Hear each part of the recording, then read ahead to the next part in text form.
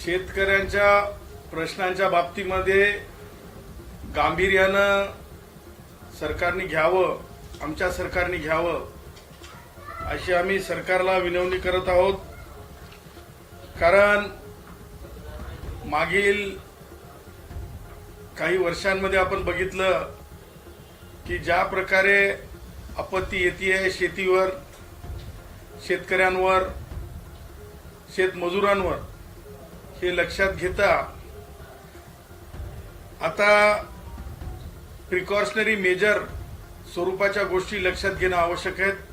महाराष्ट्राच्या सन्माननीय सरकारने, महाराष्ट्राचे मुख्यमंत्री देवेंद्रजी यांना विनंती करेल, महाराष्ट्राचे दोन्ही माननीय उपमुख्यमंत्र्यांना मी विनंती करेल, आपत्ती व्यवस्थापन मंत्री गिरीशभाई महाजन यांनाही विनंती करेल, त्याचबरोबर बावनकुळे साहेबांना, मंत्री महोदयांना देखील मी विनंती करेल की जे शेती खरेदीच्या बाबतीमध्ये जी व्यवस्था आज आहे ती शेती माल खरेदीच्या बाबतीत जी व्यवस्था आज आहे ती कधी आहे तर ती मालाच्या बाबतीमध्ये, शेतीमालाच्या बाबतीमध्ये मोठा वेळ गेल्याच्या नंतर शेती माल खरेदी केंद्र चालू होतात शासनाचे।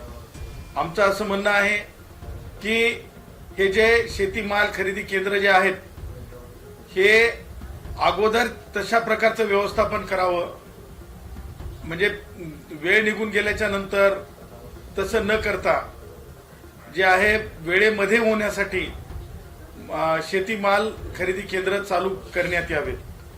त्याचबरोबर दुसरी गोष्ट मला आवर्जून आज आपल्याला हे सांगायची आहे की मागील 4 वर्षापासून आमच्या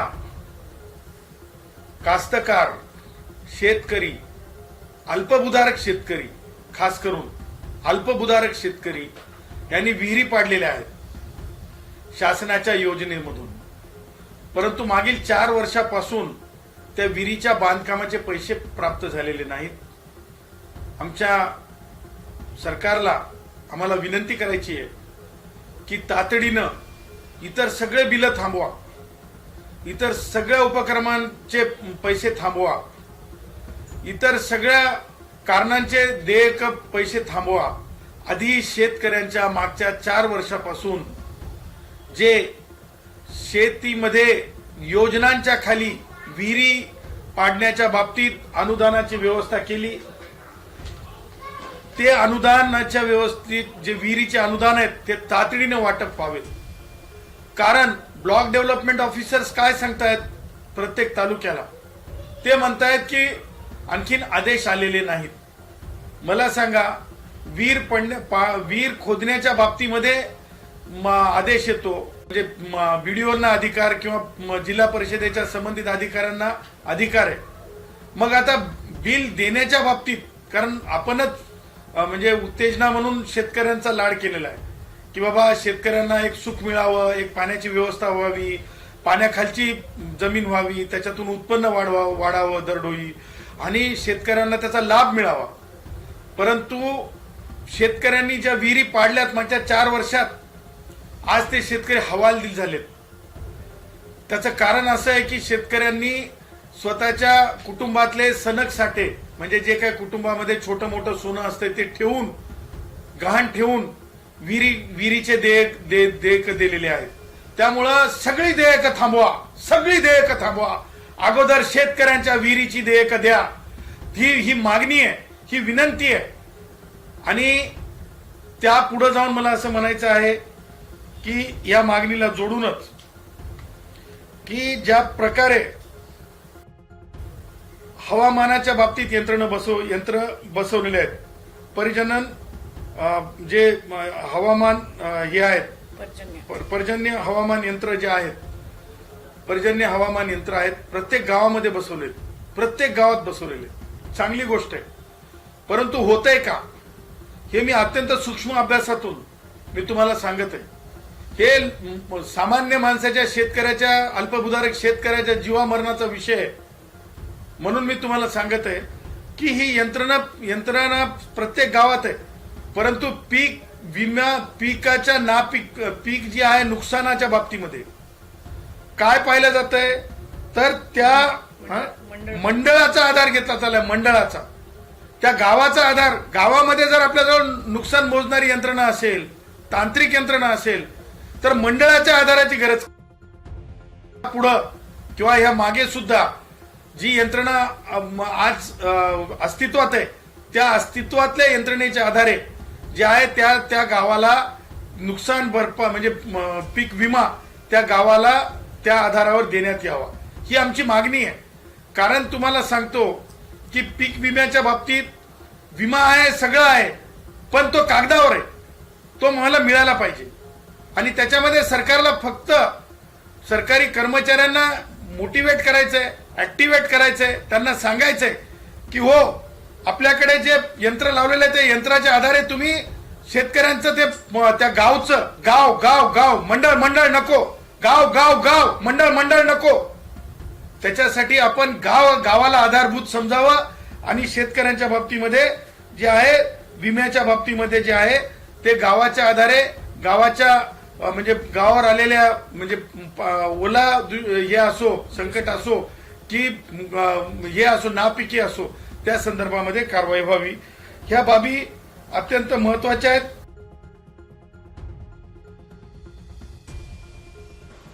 ज्या गोष्टी आहेत आम्हाला सांगायच्या आहेत की सोयाबीन असेल, कापूस असेल, तूर असेल किंवा हरभरा असेल, गहू असेल, या बाबतीमध्ये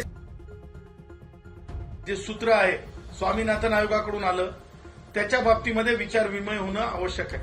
किंवा त्या धर्तीवर एखादा आयोग निर्माण करावा राज्य सरकारने.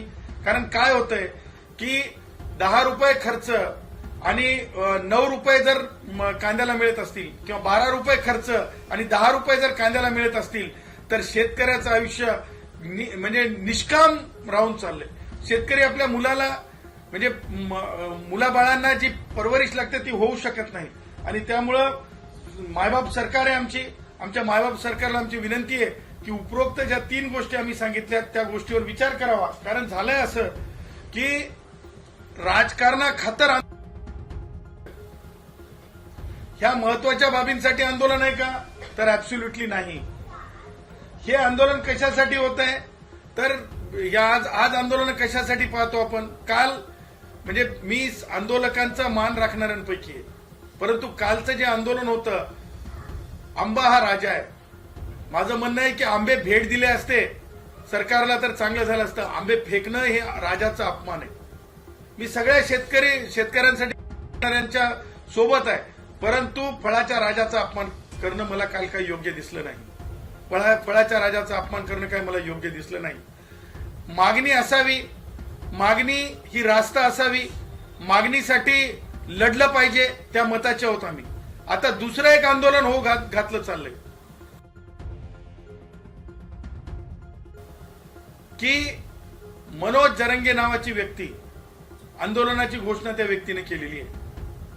आता ही मनोज जरंगे काय आहे, तर हा मनोज जरंगे हा मराठा भावांचा माझा नेता आहे का, तर ऍब्सोल्युटली मी म्हणेल याच्या आजच्या पत्रकार परिषदेमध्ये शेतकऱ्यांच्या प्रश्नावर माझे मराठा भाऊ, मेरे कलिजे के तुकडे मराठा भाऊ, मग तो शेतकरी, मग मराठा असो किंवा मग धनगर भाऊ असो की माळी भाऊ असो की बौद्ध भाऊ असो की आदिवासी भाऊ असो, शेतकऱ्यांच्या बाबतीमध्ये एकही मुद्दा उपस्थित करण्यात आलेला नाही. मग हा पुढारी कुणाचा, हा पुढारी वेगळं सांगण्याची गरज नाही. हे राजकीय नखरे करणारा माणूस आहे, राजकीय नखऱ्यानं वागणारा माणूस आहे, राजकीय नखऱ्यानं डोलणारा माणूस आहे, राजकीय नखऱ्यानं नाचणारा माणूस आहे. त्याच्यामुळं अशा राजकीय नखऱ्यानं वागणाऱ्याला किंमत द्यायची गरज नाही. त्याच्याकडे शेतकऱ्यांचा प्रश्नच नाही, त्याला त्याच्या आंदोलनाला काय किंमत असू शकते. आणि म्हणून मला आपल्या माध्यमातून जरंगेच्या आंदोलनाबद्दल हे म्हणायचंय, नो प्रॉब्लेम, नो प्रॉब्लेम. जरंगेचं आंदोलन हे काही विषयच असू शकत नाही, काही विषयच असू शकत नाही. जरंगे हा मराठा माझ्या समाजाचा, आमच्या मराठा भावांचा नेता असू शकत नाही. तो फार तर फार म्हणजे आमचे उदय सामंत सांगून गेले होते बघा, की राजकारणापलीकडची त्यांची ओळख आहे म्हणजे मनोज जरंगे सोबतची फार तर फार सन्माननीय उपमुख्यमंत्री एकनाथराव शिंदे साहेबांचा तो कार्यकर्ता असू शकतो. मनोज जरंगे हा सन्माननीय एकनाथरावजी शिंदे साहेबांचा कार्यकर्ता असू शकतो. आणि त्यामुळं मला असं म्हणायचंय की आमचे मित्र उदय भेटून आल्यानंतर बिळातून बाहेर आलेले जरंगे हे शेतकऱ्यांच्या शेतमजुरांच्या किंवा माझ्या मराठा भावांच्या खऱ्या प्रश्नावर संविधानिक प्रश्नावर कधीच बोलत नाही. संविधानावर ते कधीच बोलत नाहीत. त्यांचं जे बोलणं आहे त्यांचं जे आंदोलन आहे मला असं वाटतंय जरंगेचं आंदोलन आणि त्याचा उदय असतं फक्त आमचे उदय सामंतच सांगू शकतील. Because all this is politics.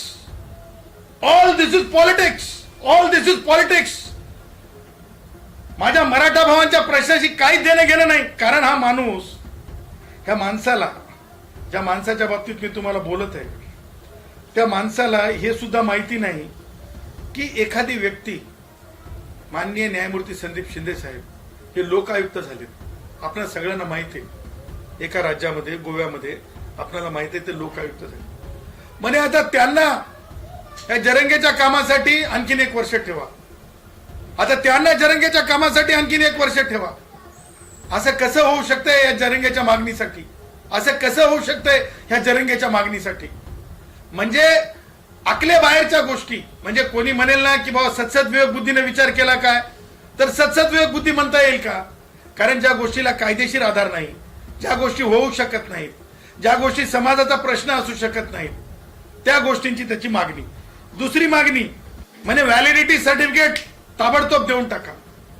अरे भाई मनोज, तू माननीय मुख्यमंत्र्यांना एखाद्या टार्गेट करू शकतोस कारण तुला माहित आहे माननीय मुख्यमंत्री देवेंद्रजी यांना तू जाणून बुजून टार्गेट करशील. कारण तुला जे तुझ्या जे डोक्यामध्ये आहे जी ते वैचारिक घाण साचलेली आहे ती साचलेली घाण एखाद्या वेळेस त्या चष्म्यातून तू पाहत असशील. मराठा इतर मुख्यमंत्री झाले की या वर्डीतला हा प्रकार आहे जरंगेचा. त्याच्यामुळं मला त्याच्या जरंगेचं जे आजचं जी घोषणा आहे ती घोषणा सरळ मराठा इतर मुख्यमंत्री झाल्याच्या नंतर जरंगे उचकलेला आहे, जरंगेला उचकून दिलेला आहे आणि उचकलेल्या कृती ह्या महाराष्ट्र बऱ्यापैकी लक्षात ठेवतोय. आणि म्हणून व्हॅलिडिटीच्या बाबतीत सांगायचं झालं तर ज्या माणूस निर्बुद्ध जेव्हा ठरतो, माननीय सर्वोच्च न्यायालयाने माधुरी पाटील विरुद्ध कास्ट स्क्रुटिनी कमिटी नावाची जजमेंट दिली. त्या जजमेंटच्या नंतर कास्ट स्क्रुटिनी कमिटीने कशा प्रकारे व्हॅलिडिटी नक्की करायची असते ती व्हॅलिडिटी एसटीसाठी सारखीच आहे, ती एससीसाठी सारखीच आहे, ती ओबीसीच्या सर्व घटकांसाठी सारखीच आहे. माझे कुणबी मराठा भाऊ जे ऍक्च्युअल कुणबी मराठा भाऊ आहेत त्यांना डर नाही आहे. डर कोणाला आहे तर रेतीवाल्यांना आहे, जरंगेच्या जवळच्यांना आहे, बोगस डॉक्युमेंटवाल्यांना आहे. माझ्या मराठा भावांना बिलकुल डर नाही जे हे सगळे कागदपत्र यांच्याकडे आहेत. मग जरंगे हे राजकारण करण्यासाठी सगळं करतंय. आणि म्हणून माझं हे म्हणणं आहे की जरंगेचं आंदोलन हे केवळ रेती बहादरांचं एकत्रित येऊन आजची बैठक होती.